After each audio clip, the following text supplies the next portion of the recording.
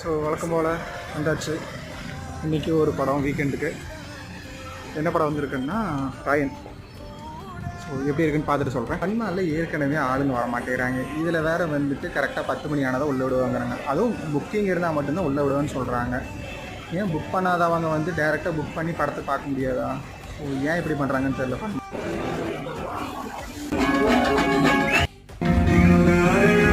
படம் பார்த்தாச்சு. அப்பா செம்மையாக இருக்குது படம். வைலன்ஸும் சூப்பராக இருக்குது. அதுவும் கிளைமேக்ஸில் அந்த பாட்டும் அந்த கிளைமேக்ஸ் சீனும் வந்துட்டு செம்ம சூப்பராக இருந்துச்சு படம்.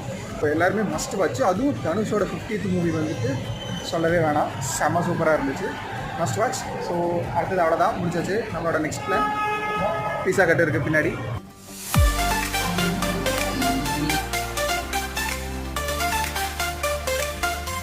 ரொம்ப கிறிஸ்பியாக